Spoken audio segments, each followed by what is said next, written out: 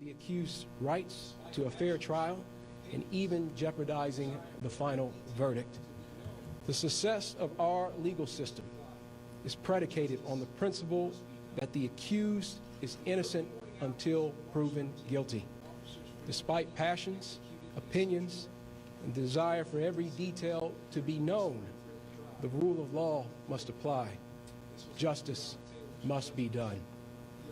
In the early morning hours of March 13th, officers from LMPD executed a search warrant at 3003 Springfield Drive, Apartment 4.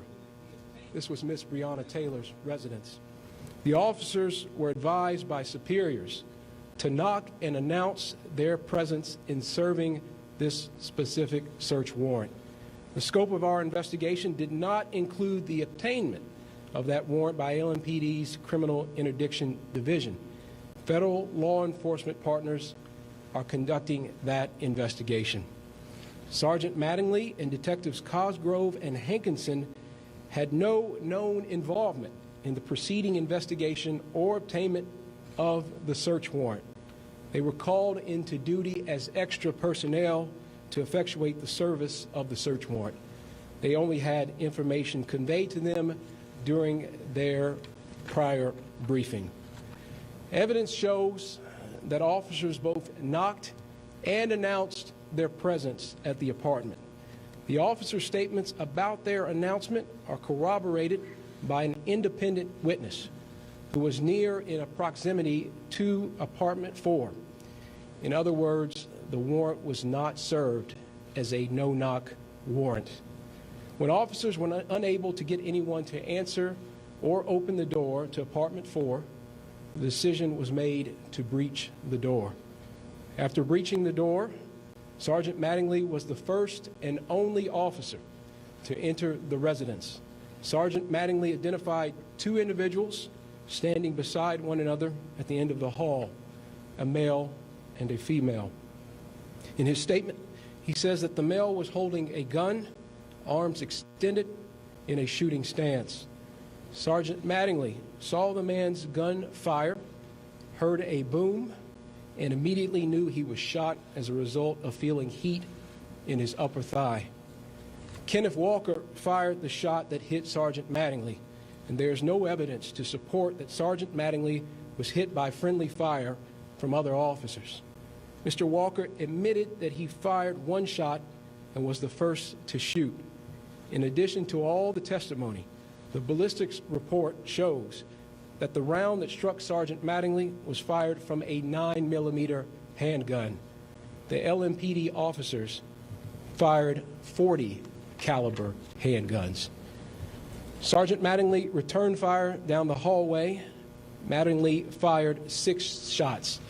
Almost simultaneously, Detective Cosgrove, also in the doorway, shot 16 times. This all took place in a matter of seconds. In total, 6 bullets struck Ms. Taylor. Medical evidence obtained by our team indicates that only one shot was fatal. Further medical evidence shows that Ms. Taylor would have died from the fatal shot within a few seconds to 2 minutes after being struck. Detective Hankison fired his weapon 10 times, including from an outside sliding glass door and through a bedroom window. Some bullets traveled through apartment 4 and into apartment 3 before some exited that apartment. At the time, 3 residents of apartment 3 were at home, including a male, a pregnant female, and a child. There is no conclusive evidence that any bullets fired from Detective Hankison's weapon struck Ms. Taylor. The KSP ballistics analysis did not identify which of the 3 officers fired the fatal shot. After receiving that information, I asked the FBI crime lab to conduct its own analysis to see if they reached the same results. The FBI ballistics analysis concluded the fatal shot was fired by Detective Cosgrove. Our office looked at both reports to determine if there were major differences in the procedures used by each lab that would have led the FBI to identify who fired the fatal shot. Both law enforcement agencies use similar equipment and analysis, and each lab is highly respected for their work. There was nothing our investigators could point to, nor anything provided by the respective agencies, that directly explains why one lab made the call while another did not. I think it is worth repeating again that our investigation found that Mattingly and Cosgrove were justified in their use of force after having been fired upon by Kenneth Walker. Secondary to this justification, the KSP and FBI ballistics analysis reached different conclusions, creating a reasonable doubt in the evidence about who fired the fatal shot. I certainly understand the public's desire for answers, and many have questioned the length of the investigation. Simply put, we had to try every means necessary to determine who fired the fatal shot before the investigation could be completed. With a thorough and complete knowledge of all evidence collected in this case, lawyers with our Office of Special Prosecutions presented the findings of our independent investigation before a grand jury comprised of Jefferson County residents beginning on Monday and concluding today. In Fletcher v. Graham, the Kentucky Supreme Court said that the grand jury has competing but balanced functions. On the one hand, its purpose is to investigate allegations of criminal conduct and determine if there is probable cause to believe that a crime has been committed. From our team of prosecutors, the grand jury voted to return an indictment against Detective Hankison for 3 counts of wanton endangerment for wantonly placing the 3 individuals in apartment 3 in danger of serious physical injury or death. The charge of wanton endangerment in the first degree is a Class D felony, and if found guilty, the accused can serve up to 5 years for each count.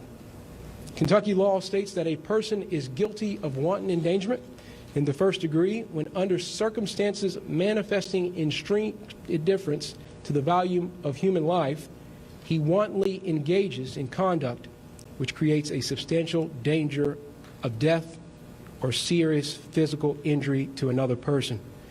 My office is prepared to prove these charges at trial. However, it's important to note that he is presumed innocent until proven guilty. During the last 6 months, we've all heard mention of possible charges that could be brought in this case. It's important to understand that all the charges that have been mentioned have specific meanings and ramifications. Criminal homicide encompasses the taking of a life by another. While there are 6 possible homicide charges under Kentucky law, these charges are not applicable to the facts before us because our investigation showed, and the grand jury agreed, that Mattingly and Cosgrove were justified in the return of deadly fire after having been fired upon by Kenneth Walker. Let me state that again. According to Kentucky law, the use of force by Mattingly and Cosgrove was justified to protect themselves. This justification bars us from pursuing criminal charges in Miss Breonna Taylor's death. The truth is now before us. The facts have been examined, and a grand jury comprised of our peers and fellow citizens has made a decision. Justice is not often easy. It does not fit the mold of public opinion, and it does not conform to shifting standards. It answers only to the facts and to the law. With this in mind, we must now ask ourselves, where do we go from here? Will we continue to prosecute the charges brought in this case as it now proceeds through the justice system and moves to trial? That is our responsibility. And this will be done while the FBI continues its investigation into violations, potential violations of federal law. I know that not everyone will be satisfied with the charges we've reported today. My team set out to investigate the circumstances surrounding Ms. Taylor's death. We did it with a singular goal in mind, pursuing the truth. Kentuckians deserve no less. The city of Louisville deserves no less. Every person has an idea of what they think justice is. My role as special prosecutor in this case is to set aside everything in pursuit of the truth. My job is to present the facts to the grand jury, and the grand jury then applies those facts to the law. If we simply act on emotion or outrage, there is no justice. Mob justice is not justice. Justice sought by violence is not justice. It just becomes revenge. And in our system, criminal justice isn't the quest for revenge. It's the quest for truth, evidence, and facts, and the use of that truth as we fairly apply our laws. Our reaction to the truth today says what kind of society we want to be. Do we really want the truth, or do we want a truth that fits our narrative? Do we want the facts, or are we content to blindly accept our own version of events? We as a community must make this decision. I understand that Miss Breonna Taylor's death has become a part of a national story and conversation. But we must also remember the facts and the collection of evidence in this case are different than cases elsewhere in the country. Each is unique and cannot be compared. There will be celebrities, influencers, and activists who, having never lived in Kentucky, will try to tell us how to feel, suggesting they understand the facts of this case and that they know our community and the Commonwealth better than we do. But they don't. Let's not give in to their attempts to influence our thinking or capture our emotions. At the end of the day, it is up to us. We live here together. We work here and raise our families here together. I urge those protesting on the streets to remember this. Peaceful protests are your right as an American citizen. Instigating violence and destruction are not. I've spoken with both Mayor Fisher and Governor Beshears in the days leading up to this announcement, and I urge them to do what is necessary to maintain law and order and to protect our cities and our people. We have a long road ahead, both as we pursue this case through the criminal system and as we address the pain in the Louisville community. I'm committed to being part of the healing process. When tragedy occurs, we must mourn. We must also do everything we can to prevent it from happening again. Today, consistent with that view, I'm announcing that I will create a task force to review the process for securing, reviewing, and executing search warrants in Kentucky. The task force will consist of a variety of stakeholders, including citizens, members from the law enforcement community, representatives from the judiciary, defense attorneys, and elected leaders. I'll be issuing an executive order in the coming days to create this task force. I believe conducting a top-to-bottom review of the search warrant process is necessary to determine if changes are required and establish best practices. You have my word that I will also vigorously prosecute the criminal charges announced today. I can assure you that my team of prosecutors will continue to give this case their attention and time. We'll also continue to support the good men and women of our law enforcement community who put their lives on the line every day to protect and to serve. And I will fight for those across our state who feel like their voice isn't heard, who feel marginalized, judged, and powerless to bring about change. In a world that is forcing many of us to pick a side, I choose the side of justice. I choose the side of truth. I choose a path that moves the Commonwealth forward and toward healing. You have that choice as well. Let's make it together. Thank you, and God bless. I'll now take some questions. Can you ever tell us what the racial and gender makeup of the jury was? I won't get into the specifics of the makeup of the grand jury. Yeah, Senator, you mentioned that Breonna Taylor was hit by 6 bullets. You identified the one that killed her. Who shot the other 5 bullets? And did any of Hankinson's bullets hit Ms. Taylor? Based on the evidence, there's nothing conclusive to say that Detective Hankison's, any of his bullets hit Ms. Taylor. I'm just curious Yes, what your message would be to the family and those who support her in the community, because based on what you're saying today, the grand jury basically found that none of the officers involved are directly responsible for Breonna Taylor's death. Well, as I said from the beginning, and I appreciate that question, this is a tragedy. And sometimes the law, the criminal law, is not adequate to respond to a tragedy. And I fully acknowledge that, and I know many that are watching today and those that are listening recognize that as well. But the response is that the grand jury was given all of the evidence, presented all of the information, and ultimately made the determination that Detective Hankison was the one to be indicted.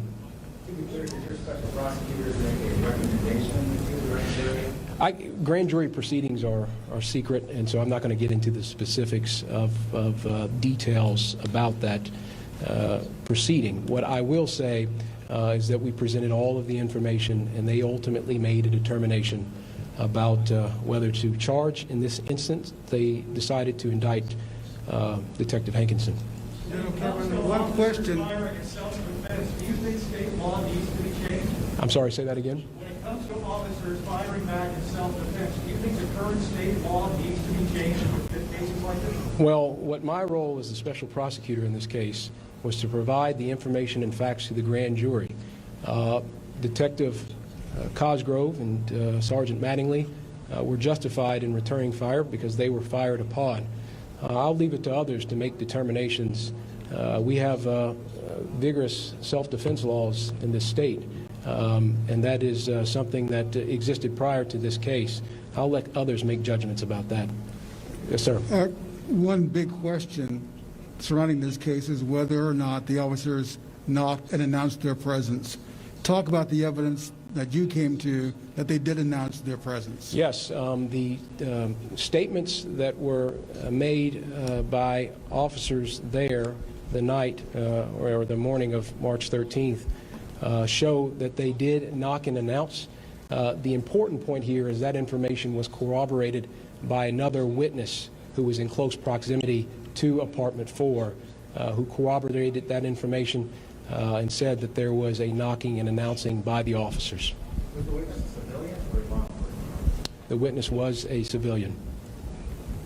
If a wanted endangerment takes place while there is a death involved, would that not be a manslaughter charge?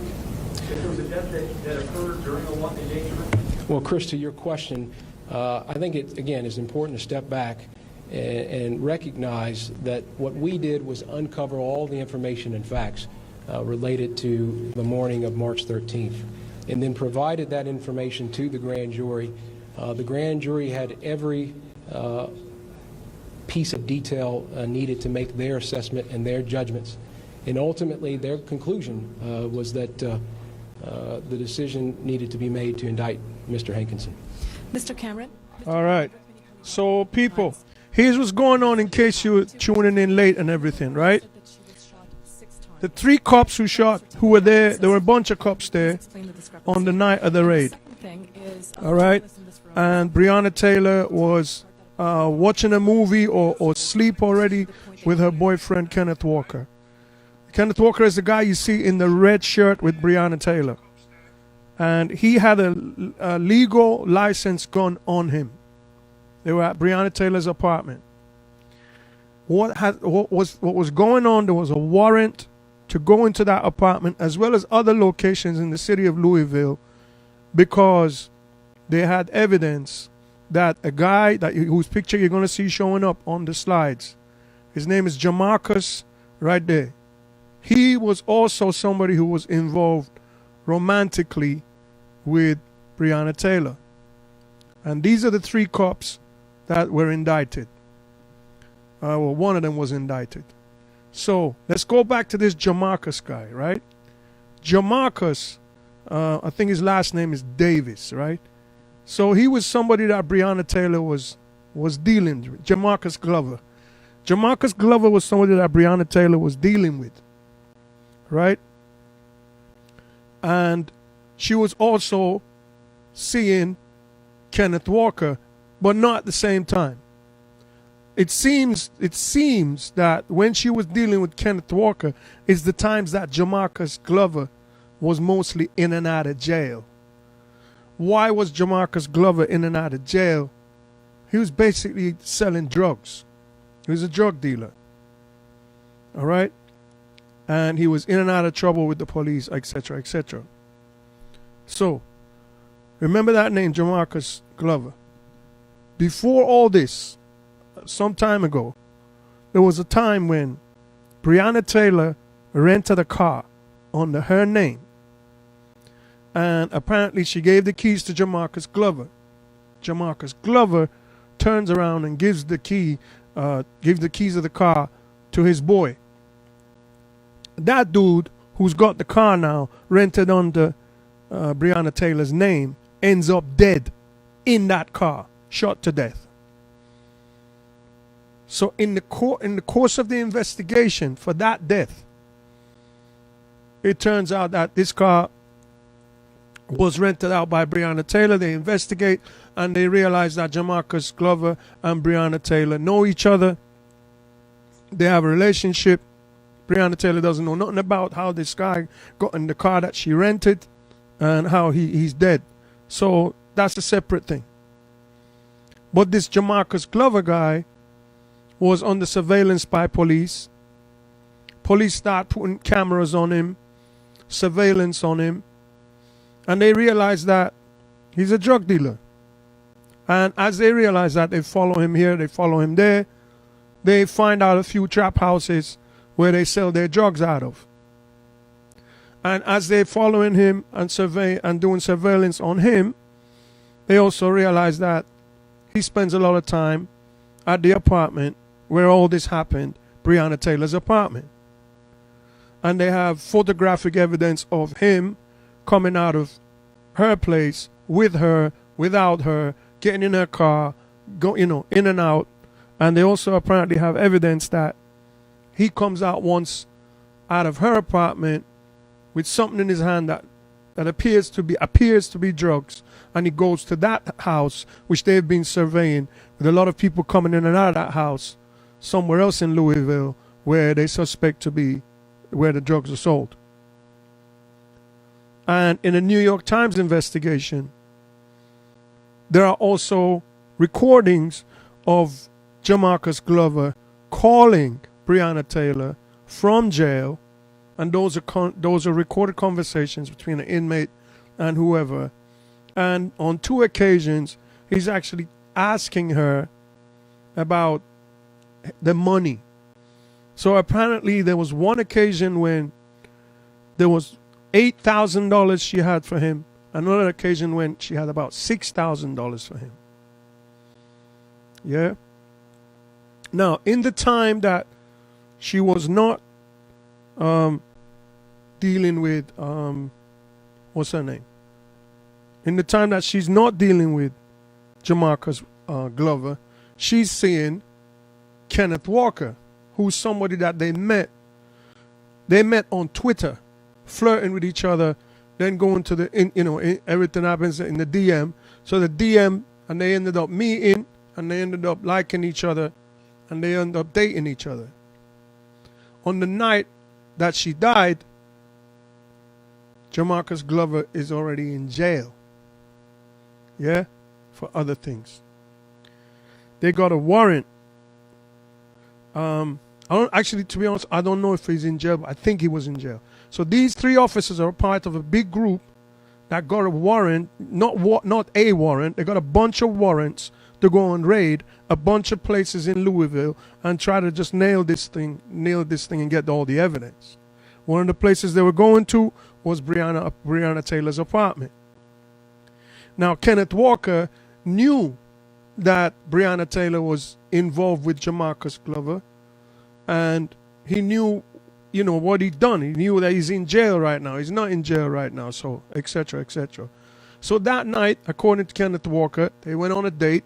They went back to her house. They go in their bedroom, and they're watching a movie together. Now, the judge, this is the thing that just now the district attorney didn't, he made it clear that, the warrant issued by the judge, it was reported up to today, right, that it was a no-knock warrant, meaning you can go in there without knocking. Just go in there, ram the door in, jump in there. Police, put your hands up. Like, it's seen it in the movies. No announcements. The police who were going to do the operation at Breonna Taylor's apartment decided in the meeting before the operation that they are going to knock. So in the beginning it was reported that it was a no-knock warrant. You don't have to knock. You can just go in. But the police decided that we're going to knock anyway and announce ourselves anyway before we go in. Today, this district attorney guy said it was actually not a no-knock warrant. They did have to knock. So either way, the police say they knocked and they shouted, "Police, open the door." Kenneth Walker is in bed with Breonna Taylor. Kenneth Walker's testimony says, we're in bed and we're hearing knocking, or they're hearing noises. And they're saying, "Who is it?" And he said, we're saying, who is it more than once, and then we end up saying it at the top of our lungs. Now, they're down the hall in her bedroom. Apparently, the TV must be on. And the police is on the other end of the hall, outside the door. Obviously, she has a neighbor. In the New York Times report, one neighbor, out of all the people in the building, one neighbor said they did hear the police announce themselves once. The other neighbors said they didn't hear anything in terms of the police announcing themselves. So what happens is Breonna Taylor and her boyfriend Kenneth Walker in the red there, he's got a gun on him. It's a legal gun. This is Kentucky. Everybody got a gun, to the point that if you have a legal gun, you can walk in the street right up to and past and speak with a police officer with a gun on your hip like a freaking cowboy. And if it's legal, it's all good. You can go in a restaurant with it, into a movie with, you know what I mean? Like, that's how it is, Kentucky. All right. So, he has a legal gun. According to Kenneth Walker, when they hear all this commotion out the door and they're screaming, "Who is it? Who is it?" Him and Breonna Taylor. There's no answer. And he's like panicking. And they both kind of panicking. So they get out of bed. And he gets out of bed in such a panic state. They're in such a rush that according to Kenneth Walker, he ends up putting on her jeans. So they end up outside the bedroom, walking in the hallway towards the front door. At this time, the police outside have been knocking and calling and shouting, "Police, open the door." No answer. So then the commander in charge tells one of them to ram in the door. They ram in the door with the rammer, right? And as they ram in the door, Kenneth Walker sees the door comes off its hinges, which it does. As the door comes off its hinges, the guy in the middle, the police officer in the middle with the coat and tie, his name is Sergeant Mattingly. He's the first one in the apartment. As he goes in the apartment, he sees a man and a woman standing at the end of the hallway with a man pointing a gun. Next thing, according to both, boom, Kenneth Walker fires one shot. That shot hits Mattingly in the thigh, in some artery where if you don't deal with it quick, you can die within minutes. That's where Mattingly shot. As Mattingly shot, and I'm assuming he falls over, he fires 6 rounds. And another guy, the one that you're going to see to his left in the photo of the cops that is coming up, I think his name is Cosgrove. Cosgrove is also there, and he ends up firing shots. No, the two, Mattingly's in the middle with the coat and tie. Cosgrove's on the right with the coat and tie. Hankison is on the left in the police uniform. So there's like a massive shootout now going on. But most of the shots are being fired by the cops. At the same time, now Breonna Taylor standing next to Kenneth Walker. At the same time, from outside the patio window, a third officer, Hankison, is firing into the window towards her bedroom. And he fires 10 shots apparently. He fires 10 shots. Some of them even go through the wall in her apartment into the next apartment. She's in apartment 4. Some bullets go through apartment 4, go into apartment 3, where there's a man, a pregnant woman, and a child. 5-year-old, I believe. And some of those bullets end up going out of apartment 3, out of the building. That's how, a few of those bullets just went through every wall there was from Hankison. Now, what the guy just said, the district attorney said from Kentucky, he said, they sent all these bullets and everything, casings and everything, after her autopsy.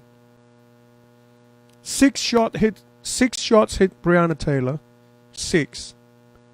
And one of them was the fatal shot that he said, wherever it hit her, he didn't say, but that fatal shot was the one that killed her, and she would have only survived for a couple of minutes at most because of where the shot hit her. So she died. I don't think there was a way. What he's saying is there was no way that she could have been saved. So one of those shots killed her. Now, they sent all the bullets to ballistics local in Kentucky. Those ballistics couldn't tell specifically which bullets from which gun were the ones that hit her, or which one was it that was the fatal shot that killed Breonna Taylor, even though she was hit 6 times. Then this guy decided that he's going to make a second opinion. He sent the ballistics to the FBI. And I remember him after he was at the Republican National Convention doing a speech.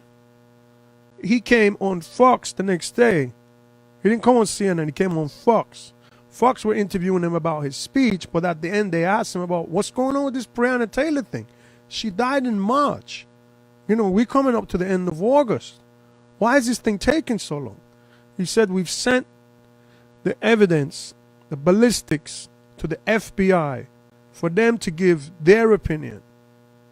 And I've been told today, I went and met them in Washington, and they said that their results are, quote, in short order, which means coming soon. Well, that was 3 weeks ago now. So the results came, and the FBI evidence said that the gunshot that did kill Breonna Taylor, the fatal one, was fired from the gun of Officer or Detective Cosgrove. That's not the one who was shot in his leg, so he can say I was defending myself because I was shot. No. And he's not the one who was shooting from a blind window, not even knowing what the hell he's shooting at. No, he's one of the ones who was actually in the hallway shooting back, or maybe his hand was around the wall shooting, like the movies. And one of those, it was his shot, according to the FBI, that was the one that killed Breonna Taylor. Now, this guy is saying, the district attorney, he's saying that they put all of this in front of a grand jury. A grand jury is, you go there, And real bad man know these things, you know what I'm saying? Because we've been there. Grand jury, you go sit there, and it's a jury that determines whether there's enough evidence to actually put you on trial, right? So you asked a bunch of questions by the prosecution, by your own lawyer, and they weigh all the evidence from all the people that come, and they say, okay, in this case, there's 3 people involved. This one can go on trial. This one cannot. This one cannot. You know? So what the grand jury did, and then the decision comes down to the district attorney. The grand jury decided that the guy who was firing through the blinds, and his bullets, neither the Kentucky ballistics, neither the FBI ballistics said that any of his bullets either hit Breonna Taylor or killed Breonna Taylor. Right? But he's the one that's charged with 3 counts of wanton endangerment, meaning you did something without thinking, without being careful, without giving a shit, whether you're going to hurt someone, kill someone, or seriously damage someone with a bullet. So he's being charged with 3 counts of that. 5 years maximum possible each. The officer who was the first in was shot by Breonna Taylor's boyfriend in the red there, in his leg, and he almost died too, because the police were saying they realized he'd been shot in the artery in his leg, that you can bleed to death quickly. So one of them, takes his belt and puts the belt in, tightens the belt, and they called for an ambulance.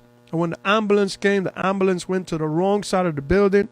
They said the gate is closed, the garage to the parking lot. They said ram the gate, and the ambulance tried to ram the gate and got caught up in the metal gate.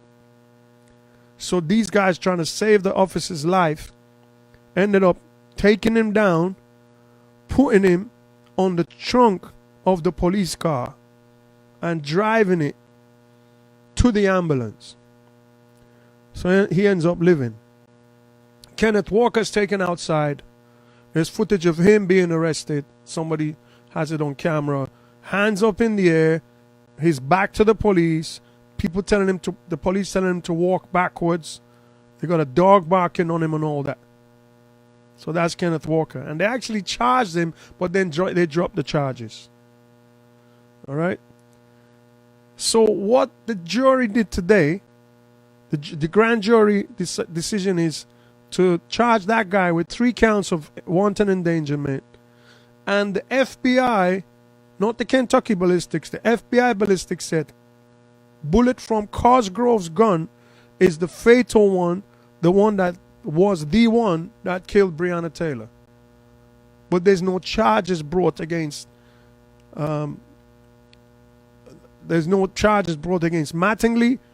in the middle, who got shot in the leg, or Cosgrove, who didn't get shot, and it was his gun. No charges against him, because according to this district attorney, there was the fact that there was no clear evidence from the Kentucky ballistics and clear evidence from the FBI ballistics.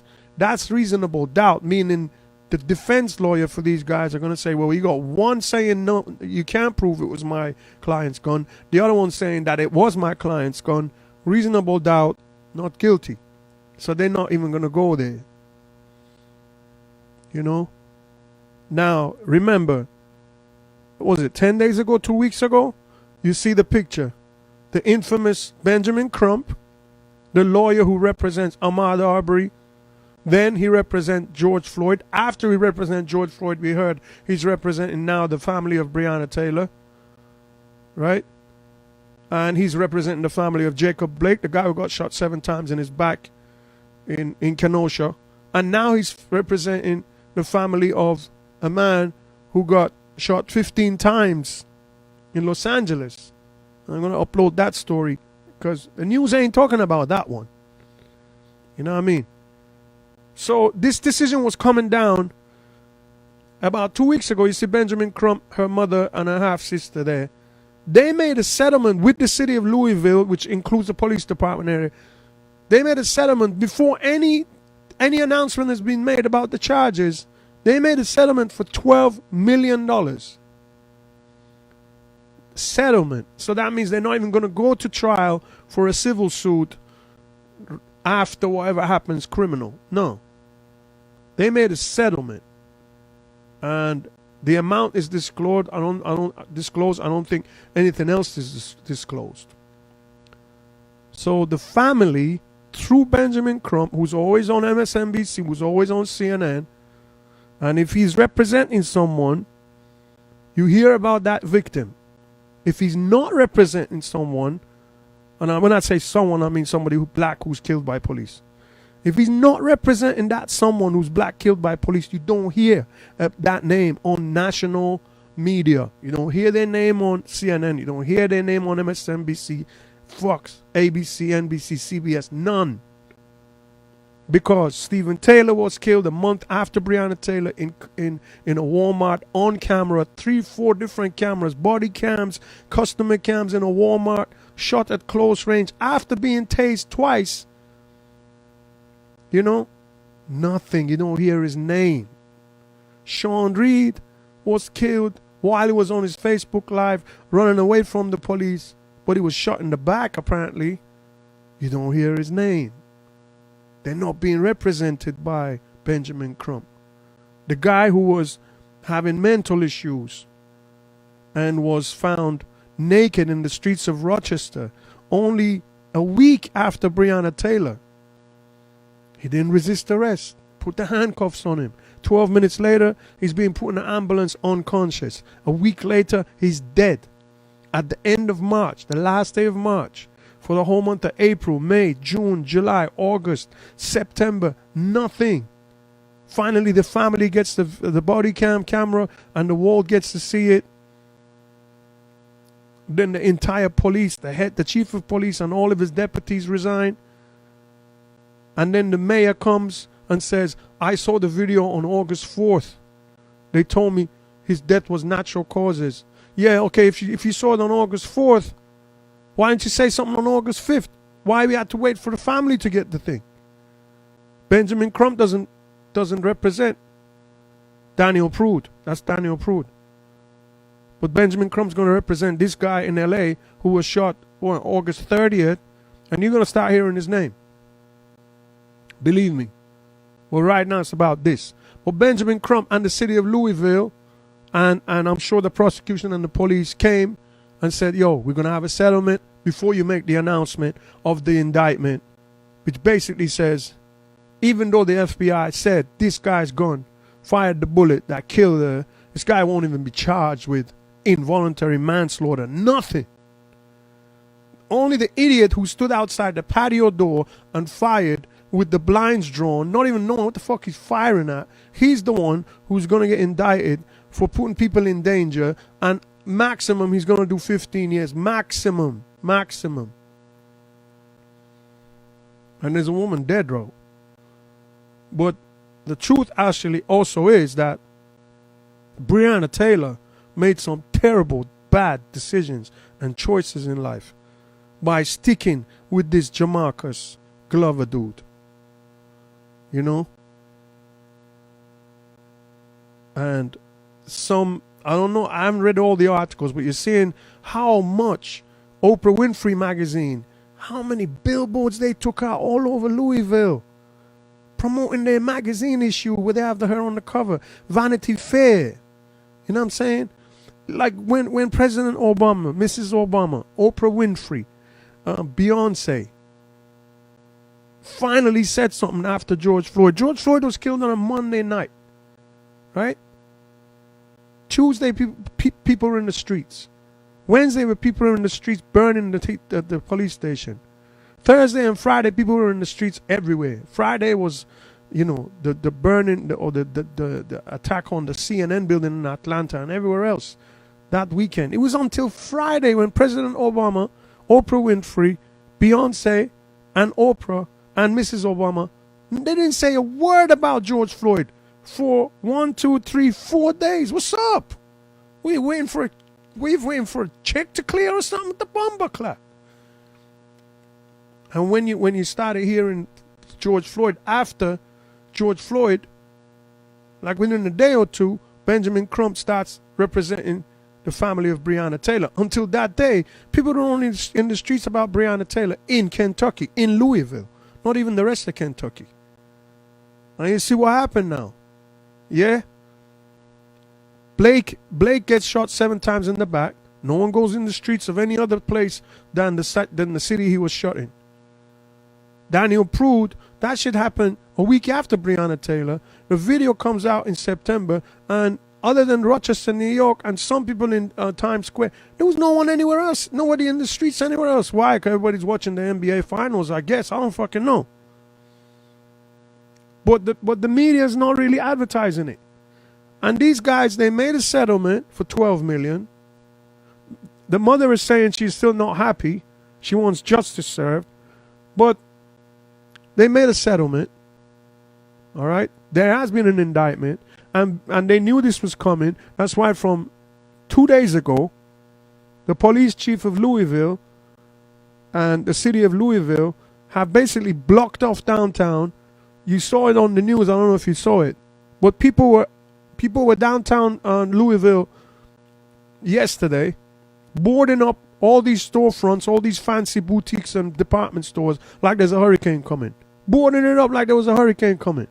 And then they got streets blocked off right now. People are protesting, they're walking, but that's, one officer charged with 3 counts of wanton endangerment.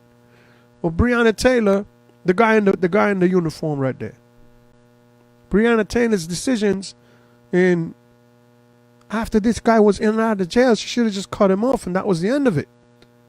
So when you hear the full 100 full story, you realize that this really was a tragedy of a bunch of bad decisions. Yes, the police and the whole warrant thing, and having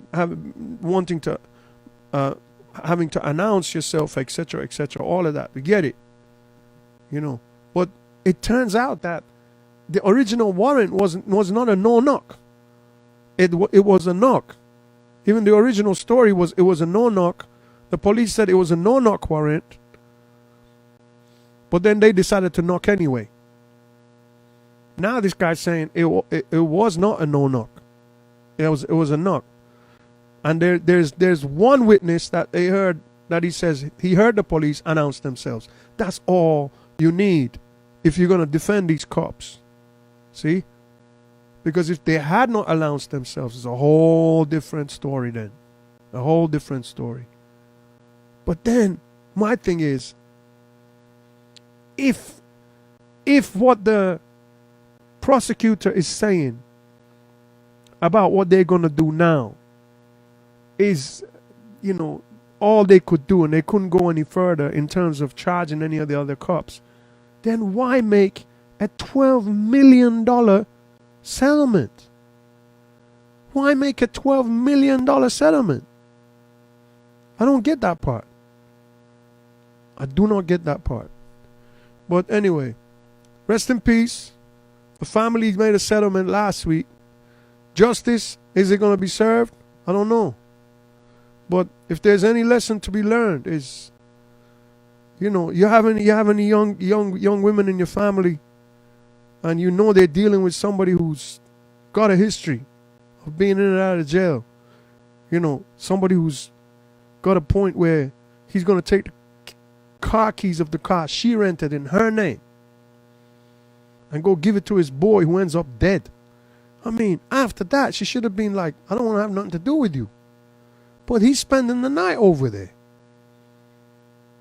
You know what I mean? I don't know, man. It's just such a tragedy, man. Such a tragedy. Rest in peace. Remember these names, yo. Stephen Taylor was killed in the middle of April, about a month after she was, in a Walmart in California. Sean Reed was killed May 6th, 20 days before George Floyd.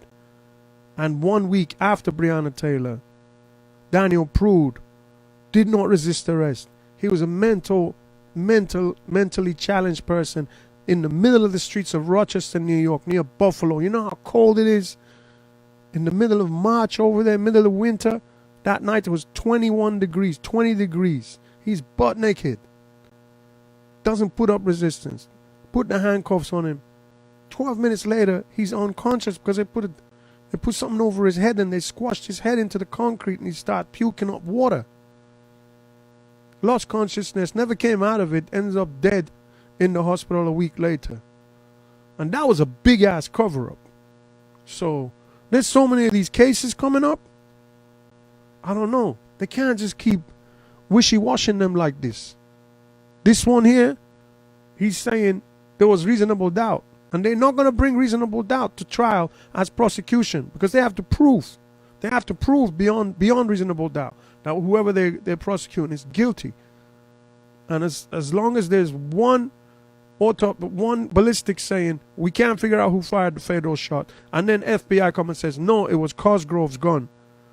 There's reasonable doubt. One says one thing, the other one says we can't figure out. But then you have to ask and wonder, did the ballistics people in Kentucky bullshit? Because once they can say we don't figure out, it doesn't matter if 3 other people come and say we can prove that it was this gun. And even if it was that gun, Kenneth Walker fired the first shot. Why did Kenneth Walker fire the shot? Because he says we didn't hear it was police. They thought, Breonna Taylor and Kenneth Walker thought it was Jamarcus. So I made a mistake in the beginning thinking that he was in jail. He wasn't. They thought it was Jamarcus. And he was scared. Especially when the door gets kicked in like that. Whoever comes in, he's going to fire a shot. He got a legal gun. But she was standing right next to him. And she ended up getting shot 6 times and one of them ended up killing her. So sad. So sad. You know, I just hope, you know, entities like Vanity Fair magazine and Oprah Winfrey magazine and stuff, you know, like she's a female, you know, she don't have a criminal history. Yes. So, but they didn't put George Floyd on the front. They didn't put, you know how many people could go on the front of Oprah Winfrey's magazine? Just from the ones killed by police since March of this year. Breonna Taylor, you all heard the name. Stephen Taylor, you have not heard the name unless you watch my channel. Right? Sean Reed, you don't hear the name unless you watch my channel. George Floyd, everybody in the world knows the name. You know what I'm saying? After that, Daniel Prude. Some people, Jacob Blake, everybody knows that. The people that everybody knows their names is because Benjamin Crump right there represents them. And Benjamin Crump's doing his job as attorney for these families. His job is to get them some money in a civil suit. He's not a criminal lawyer. The victims are going to be defended in court by the district attorney, by the prosecution of the city or of the state that they got shot in. And this district attorney saying that there's not enough evidence to charge anyone with firing the shot that killed her. Not even for second-degree involuntary manslaughter, none of that. So they're just going to charge the idiot who stood outside the patio and shot through the walls of 2 apartments, and some of them bullets went through 2 apartments and went on outside the building. So they're going to put him on trial. When they put him on trial, it's not going to be about any one of his bullets hitting Breonna Taylor. See? So, but before all this went down, they made a $12 million deal with the family. That's why the deal was made over a good 10 days. And then they had the city ready in case people want to protest and start throwing this and that, bricks and that, and start looting and that. So everything's, you know. So now people are standing in the streets saying abolish the police and everything. All right, so a day from now, this ain't even going to be on CNN. Yeah? So let's see what happens from here on with the other cases when they start dealing with them. You see it? All right, everybody. Thanks for tuning in. May she rest in peace. And may her family find some peace after all. Her mother's not happy with it, though. She's saying that, you know, she wants justice served, but no officers, final word, no officers charged directly with her death. 1 out of 3 officers who was not even the one in the corridor shooting at them, who was in the patio, has been charged with basically reckless firing of a gun. Basically, that's what it comes down to, the translation. And 3 counts of that. If he's found guilty on all 3, he's gonna get a maximum of 15 years in jail. Maximum. If he's found guilty on all 3, they might just give him 1 with parole and all that. So, but no one's gonna be charged with her death. Unbelievable. But hey, you know, some of the choices that she made in terms of who she was dealing with were not the right ones. And if she wasn't dealing with that Jamarcus guy, you know what I'm saying, they have conversations of her and him while he's in jail. He's calling her collect, talking about where the money is, and she's saying, you know, the conversation is like she knows what he was doing, what kind of shit he was dealing with, you know. And that's the reason that that her apartment was one of the places that they were going to raid that night. They were raiding a bunch of places in the city. All right, everyone. Thanks for tuning in. Stay safe.